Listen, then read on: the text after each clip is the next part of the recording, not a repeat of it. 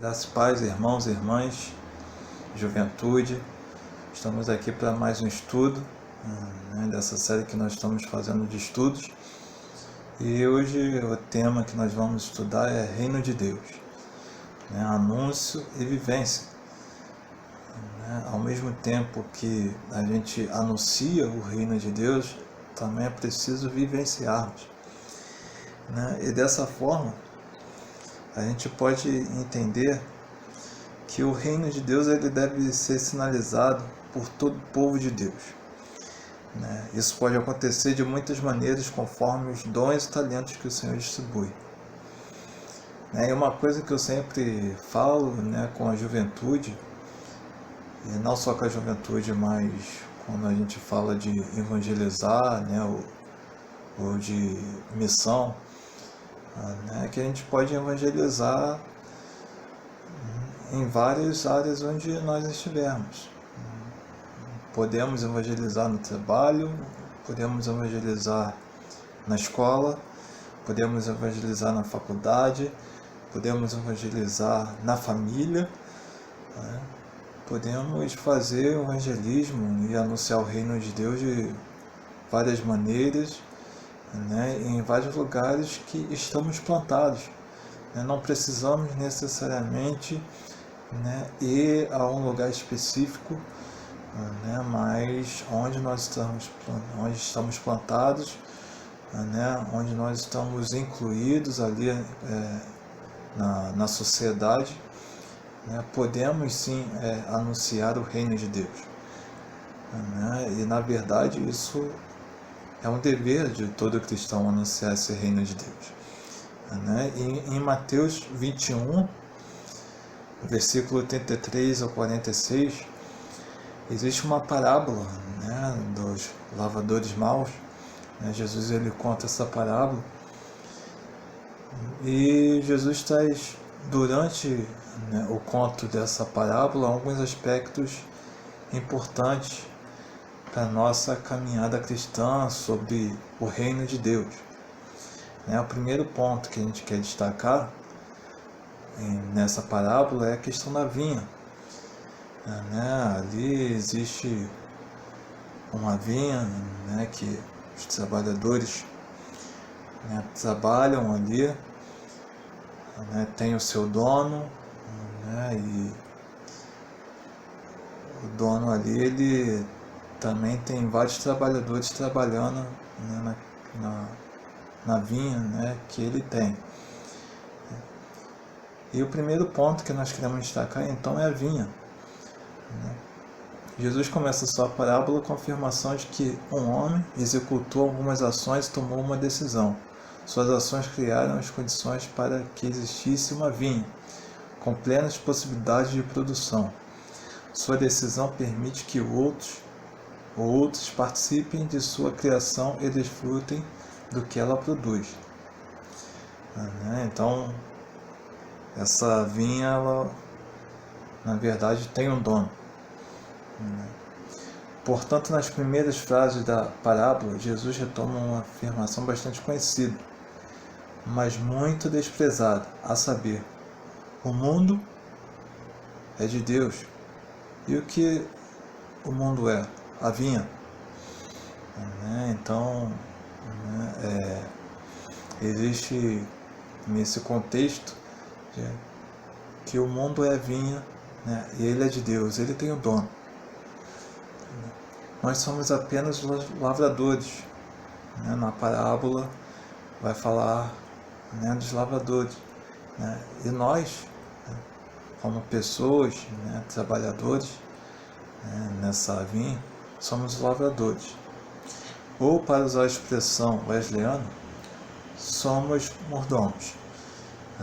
Podemos dizer que somos mordomos também, segundo a expressão wesleyana. Mas no contexto aqui da parábola nós somos lavradores. E viver no mundo como mordomos não é ser proprietário. Como nós falamos, o proprietário é Deus. Nós somos apenas lavradores, colaboradores no seu trabalho. é condição para compreendermos os sinais do reino de Deus. Então, quando nós falamos do reino de Deus, nós vamos entrar no contexto de que o reino é de Deus. A própria expressão já diz, reino de Deus. Mas esse reino ele precisa de pessoas trabalhando, pessoas produzindo nesse reino. E aí nós caímos então na questão de sermos, sim, os lavradores. E tem um segundo aspecto, os frutos da vinha. O que são esses frutos da vinha? As condições favoráveis criadas por Deus, o trabalho dedicado do ser humano faz com que a vinha produza frutos. A vida que Deus nos deu é boa e bela. Nela temos possibilidades prazerosas e gratificantes. O problema é que às vezes essas mesmas possibilidades acabam por nos afastar da presença de Deus, ignorar sua vontade. Então a gente deve entender que essas condições que Deus nos dá de trabalhar na sua produção, na sua vinha, são questões que nos remetem a entender que existem frutos nessa vinha. E às vezes os lavradores não querem mais saber do Senhor da vinha. Querem saber dos frutos, mas não querem mais saber do Senhor da vinha. Como nós falamos no estudo anterior sobre a questão da santificação, que nos faz pensar sobre viver a vontade de Deus, nessa questão do reino de Deus, às vezes alcançamos o fruto, e aí, quando alcançamos o fruto, queremos o fruto, mas esquecemos do Senhor da vinha. E isso vai contra aquilo que Deus propõe para nós. O trabalho do reino não é um trabalho de apenas pegar o fruto, desfrutar do fruto e esquecer do Senhor da vinha. Não. O trabalho no reino de Deus é anunciar e vivenciar de fato esse trabalho árduo que nos faz ter sim os frutos, esses frutos da vinha, mas também nunca esquecendo do Senhor da vinha, do dono da vinha. E a sedução, às vezes, pelos prazeres, as possibilidades que a vida nos oferece, impede que reconheçamos a vontade de Deus e nos submetemos ao amor que Ele tem para nós, de submeter a questão de viver a vontade de Deus, de viver o reino. O amor ao mundo criado por Deus acaba produzindo inimizade com Deus. Quando nós colocamos mais atenção àquilo que é o fruto, mais do que propriamente o seu dono, por vezes acabamos criando uma inimizade, porque a direção que Deus tem para nós não é amar as coisas mais do que a Deus, e é ao contrário. Nós precisamos amar a Deus mais do que as coisas que o mundo tem para nós, as coisas materiais, porque às vezes acabamos substituindo, colocando as coisas materiais em primeiro lugar, e deixando Deus em segundo lugar, quando na verdade deve ser ao contrário. A própria palavra diz: buscar em primeiro lugar o reino de Deus, e todas as coisas, as demais coisas vos serão acrescentadas.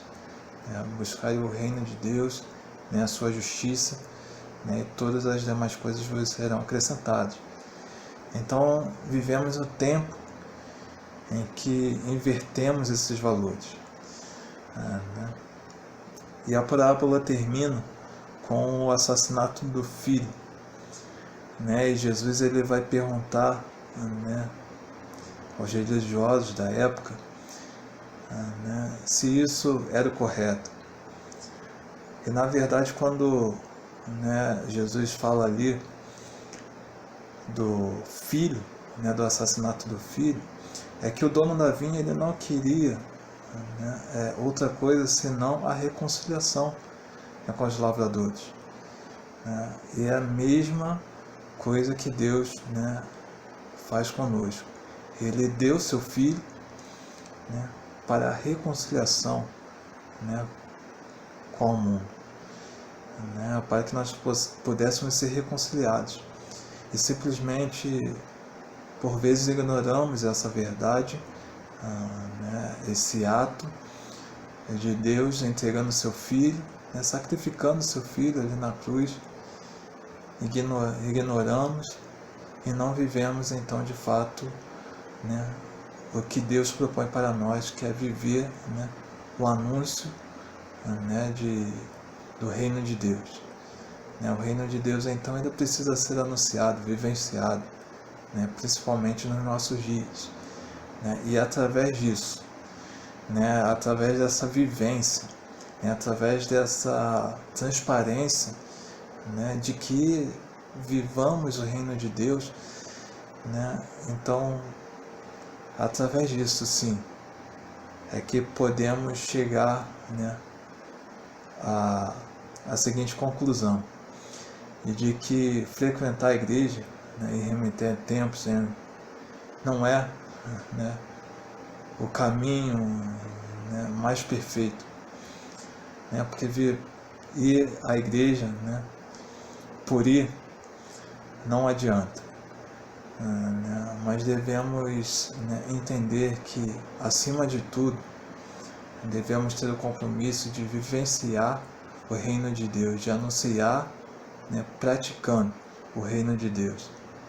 Né? E esse reino, né, ele só é anunciado de fato, de modo verdadeiro, de modo genuíno, quando nós vivenciamos, né, o Evangelho, né, que Cristo propõe para nós e a sua vontade.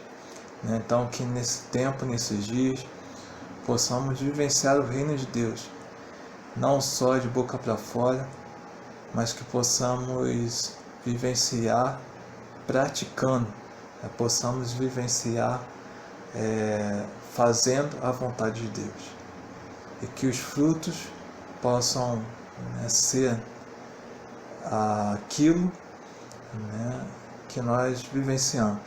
Se nós vivenciamos o reino de Deus e produzimos esse reino de Deus nas nossas vidas, certamente alcançaremos o fruto. Então, deixo aqui e concluo dizendo: nada melhor do que vivenciar o reino de Deus e viver o reino de Deus, para que todas as coisas possam ser acrescentadas depois que vivenciarmos esse reino. Que Deus nos abençoe em nome de Jesus.